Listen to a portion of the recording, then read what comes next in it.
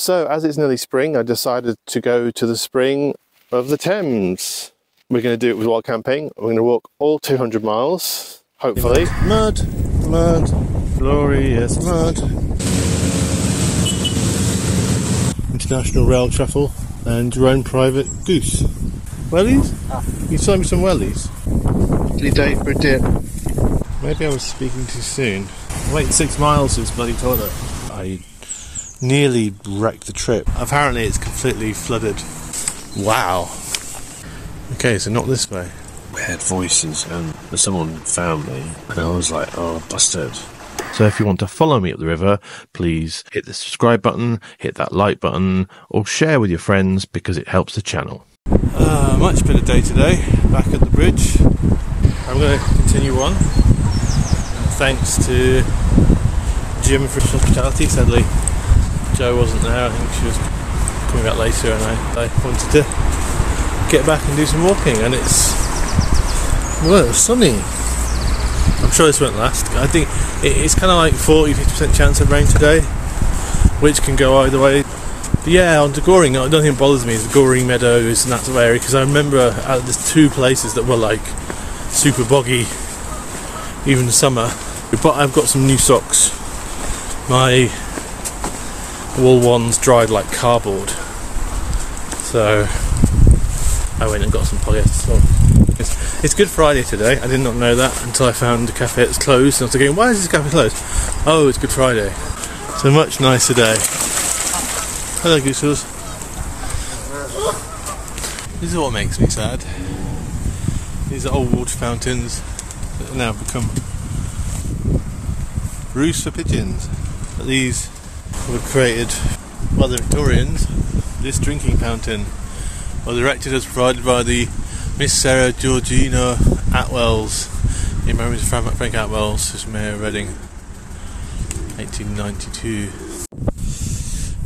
River high, mountain deep. Oh no, it doesn't go that way, does it? Yeah, this is pretty. Along the riverside in Reading, it was just horrendous last night. This is the site of where I was accosting bicyclists, and I can see from the tracks there's still people who cycle down here.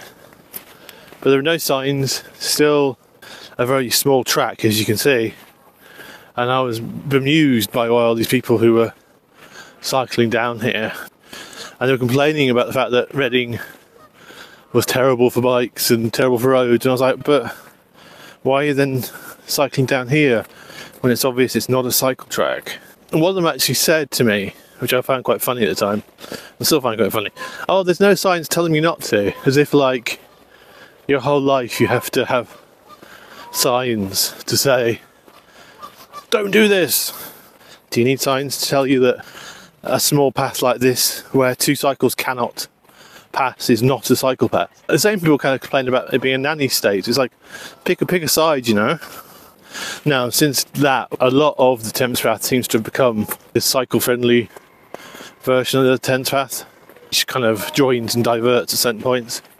And there's a version that is walkers only in places, because this is like cycle route 2 or 4, or at various points it's been 2, some points it's been 4. Is going to be, Tim, wear your waterproof socks where appropriate. Are we flooded out? Looks like there's tracks in the woods around it, but wow, that's a wreck. It's very wrecked. Moments of solitude like this. Oh, someone's coming. Brief moment of solitude. There seems to be a lot of wildcat mooring, and I've seen quite a few tents, obviously to do with the moorings, but I think you definitely could camp down here by the railway. Just checked, that was Tilehurst Station.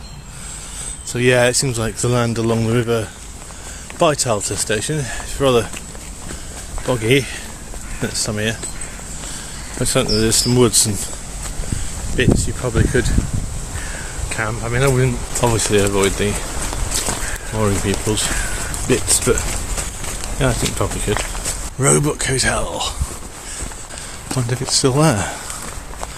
But this is where we leave.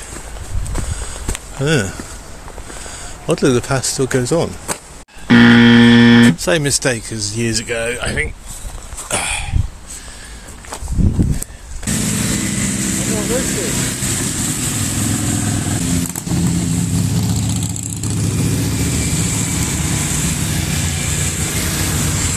Some kind of parade.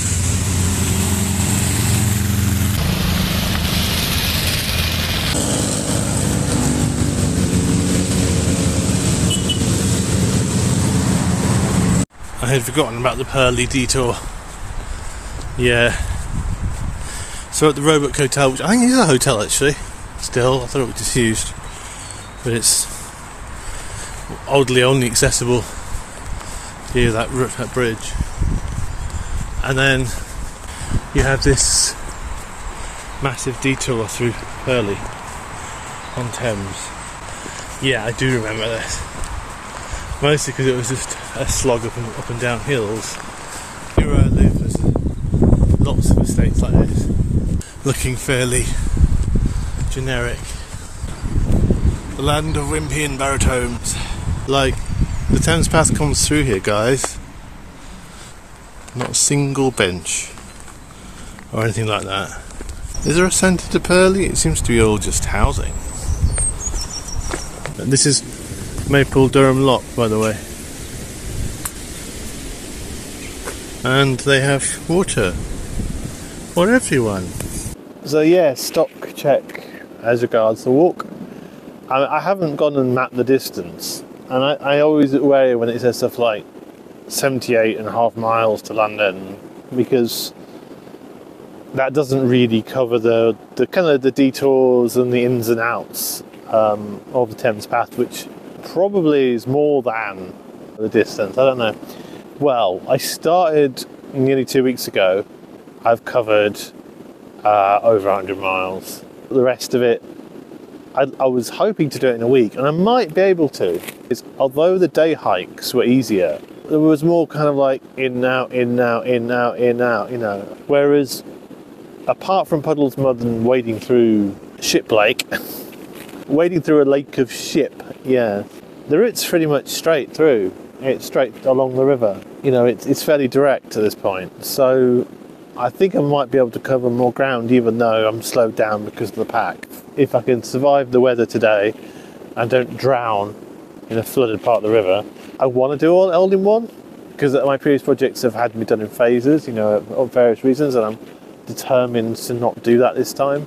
Although I haven't managed to break the spell of 3 yet, because it seems to, I've only ever seemed to go camping for 3 nights, and then something happens. You know, like the 4th night I was actually spent at a friend's house. I didn't actually wild camp because of the weather. It seems like every time I go out, it's like the first 3 nights, and then the 3rd night's terrible, and the 4th night's like, just no. I need to go and find a toilet. Apparently there's a toilet in Pangbourne. Oh, and this is the result of Ship Lake. Yes.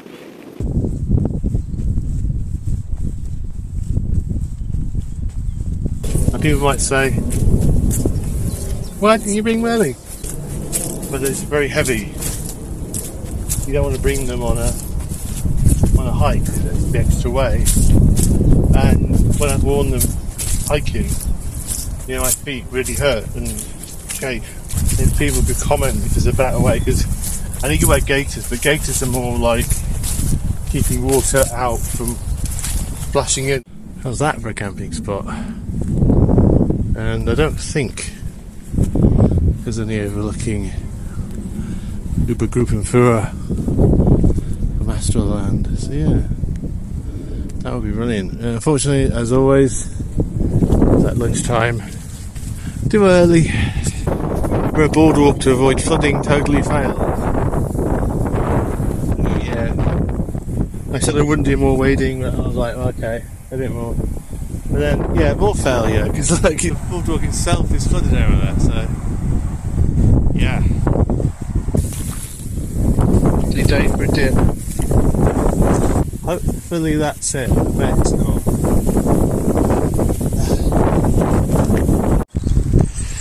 Pangbourne Meadow, Shiplake. Let's have a look how deep it is.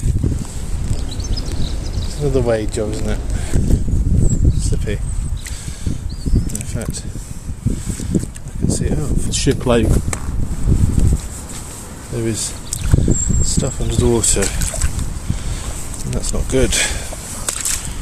Now, how deep is this? Doesn't seem very deep there. Doesn't seem very deep there. Doesn't seem very deep there.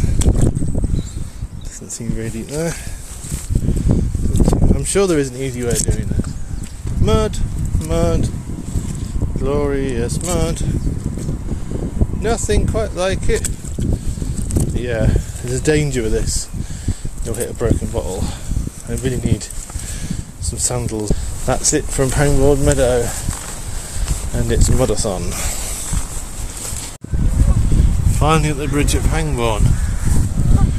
Oh, that was like surviving the Titanic in that one. 2 wadings so far. Wellies? You saw me some wellies? No, you said useless. Useless geese. Good on you, Pangbourne, the first water drinking fountain I've seen on this trip. They're rarer than you think. First toilets in 6 miles. Everything, all the toilets closed, all the Thames bath. 2 minutes. Maybe 1 minute since getting into the toilet, someone banged on the door. Then someone else came along and said, "Oh, is anyone in there?" And it's like, I hate people bang on the door anyway. It's just really rude. I'm not going to rush. I'm waiting 6 miles to this bloody toilet. Having a quick lunch. I'm not going to try and make a drink. But I found in Pangbourne, the cheese shop, I found this, which is called Oxford Isis cheese. Given I'm going to Oxford, and Isis is the name of the Thames after Oxford, I have to have this cheese. It's a good omen. I nearly wrecked the trip. In the co-op, I left my other pole, and I rushed back. So I was like, if I lose that, I need 2 poles for the tent. If I have 1 pole, I'm a bit screwed. So I could do what Camping Rules OK does, but I've only got a penknife. I haven't got a saw, so I don't know how I'd find a stick and how I'd make it the right length. So yeah, the verdict. Yeah, it's really nice. I'm trying to think what it reminds me of. It's sort of like a brie type thing. It's like a brie, yeah, it's sort of tangy brie type cheese. I don't know how it's going to cope with travelling. We'll see. I tried to buy wellies in Pangbourne. That's why I was at the cheese shop, and it's like, oh yeah, Collins has, but it closed at 2 o'clock. Yeah, a lot of places are closed because it's Good Friday or closing early. And it's like, as I say, the fact it was Good Friday didn't even enter into my world. I'm just kind of got a bit kind of timeless with this. After a while, you kind of lose notion of what day it is. Number 1 tip I can give everyone about walking the Thames path in March, especially the sections above Henley. Bring wellies. Bring some form of waterproof socks or wellies or some form of wading gear, because there will be waterlogged meadows. I'm hoping that was the worst at Shiplake. Nice view of the Thames. You can actually just see it over there. The glittering thing? That's the Thames. Yeah, this is another one where it goes miles away. It's not as bad as other ones because it's quite a nice lane, which is lovely. But it's not what we're here for. Part of the reason I do the Thames Bath is because, you know, it's flat and better for my dodgy knee. I forgot that some of it goes off-piste and then you get hills. We're about to go into Hartley Wood. Yeah, Hartley Steps. I'm sure they do. Never get bogged out. And just live with the fact that I haven't really got enough water to cook. Enough to make a drink though. Then you want something carb loaded. I've got tube sticks. My third, was it third? Or was it fourth? I think it's my fourth bag. I've nearly finished. So it's like 3.5 bags of fruit pastels. Fruit pastels have been the sweet for this trip. I actually have rowan trees today, the original, whereas the rest of them have all been knockoffs. Tesco's have been the best so far actually. I told Molly, Camping Rules OK this, that I always carry like wine gums or cola bottles, or this trip fruit pastels, and as it gets bad I just sort of gobble them. You know, and I can tell how bad something's been by how many fruit pastels I've had. Because just a sugar hit helps to keep you going, cheers you up, and distracts you. I just saw someone trying to break one of the signs with a stick. I'm guessing the private woodland thing is not going so well. I wonder if it is actually contested. Another one broken. Yeah. The land is ours. I agree. Somebody's not happy about this private wood. So if someone feels bold enough to camp it, go for it. I personally am not a big fan. But that's actually the river. We are that high up. We've now got a woodland walk with an aerial view of the River Thames. Who needs drones? I don't really want to camp somewhere that's so anti. Because, you know, bad vibes. This is the thing. How much aggro do you want? Really worries me. That's the flooding. There's a pillbox there, which there was a father and son there sitting on it. I'm pretty sure there wasn't all those signs saying private wood. And a lot of people have vandalised them and knocked them down and wrote insulting things on them. So yeah, I'm guessing that's not going so well. Stuff like this, it doesn't help, but I can deal with puddles. It's the flooded meadows I'm not happy with. Seriously, a bridge damaged is nothing. It doesn't collapse and I'm on it, I don't care. Maybe I was speaking too soon. Yeah, hopefully it's passable. If not, socks time. Yeah, my foot slipped and a little bit went in. So we're back to these. Because that's impossible. I tried it and then whoever this person is who put barbed wire and an electric fence on the other side is a prized ship like. Hopefully that's not too deep, but I've got the fence to guide me. I remember that spot, I remember it. I was like, oh, deja vu. That has been a flooding spot since forever. So we're at the Rowie Bridge. It's the Gatehampton Bridge, by the way. I definitely remember that bridge. But yeah, if we hit another wader, I think I might. My feet are so cold. I think I might just find a spot, and then someone has a problem, say, well, just argue it. You're in private beach, you've got a bridge, international rail travel, and your own private goose. Yeah. That would be quite nice, although it's one of the fishing spots, but you might get away with it. Oh, another pillbox. I have to camp under it. Oh dear. Welcome to Little Meadow. What route is it? Can we afford it? I'm now thinking of not going to Goring. Actually,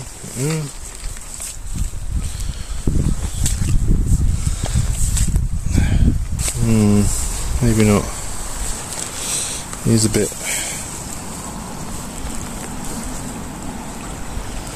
Yeah. As much as I'd like to keep to the path, I think apparently it's completely flooded on this bend. This is a bit I was sort of worried about. This and the previous bit is bad during normal days, but yeah. So I think I'm going to go take the inland pass to Goring, and then see if I either want to come back here or I can just take an alternate route. I've been diverted so many times. I think I can divert myself because I just cannot face another one of those. Having done 3 today, and it looks like it's apparently all around the bend. There's inland pass that came to Goring, and I'm just going to go to Goring. What I'll do is I'll try and follow the Thames as much as possible, but I just cannot. I think it's just there is a level here, and that is just, it's all flooded out all around the bend.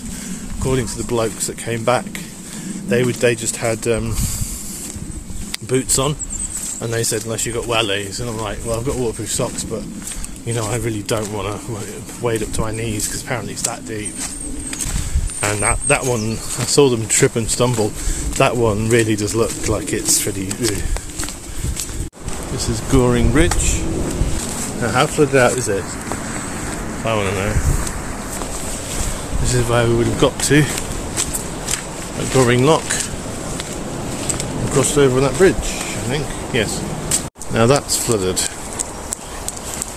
It's really flooded. And this is Streatley. It's interesting how much the Thames path goes by or through church property.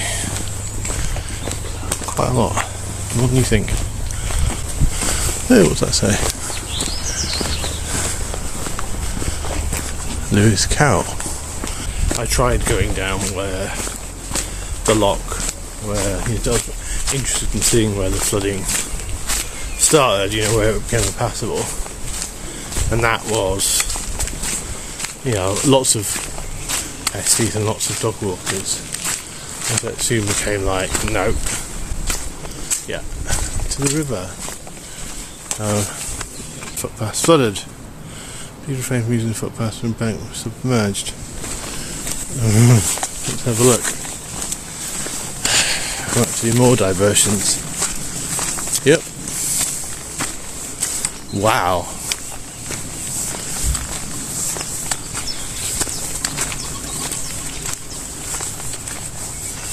That's very flooded.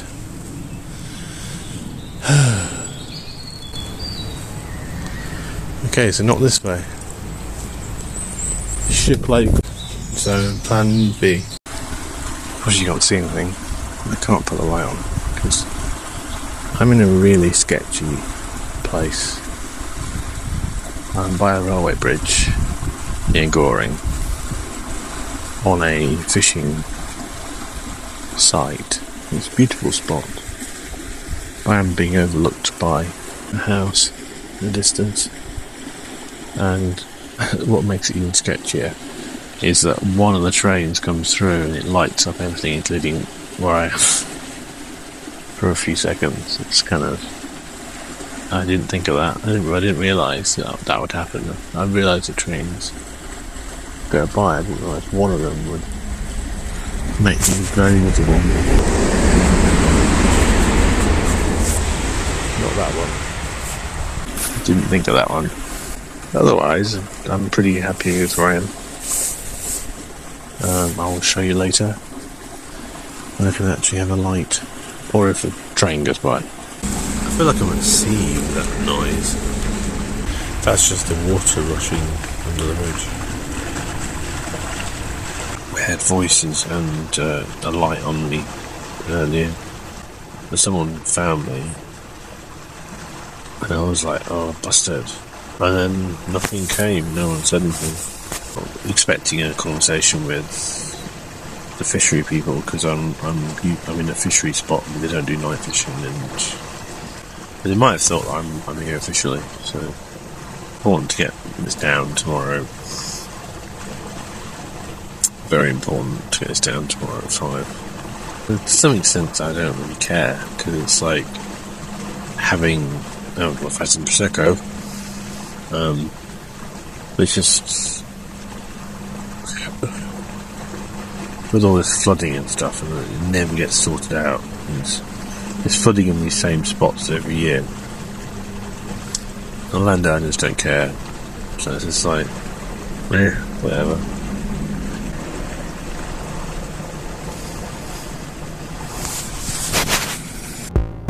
That's the end of day 12, and the distance travelled is 8.2 miles, but that doesn't include the 3 miles into Goring, Streatley and back. And the total distance, not including official diversions and flood avoidance, is 148.2 miles. I hope you enjoyed this. If you did, please click on the video on the screen now, which is, when it's available, will be the next day in the series, and I'll speak to you soon.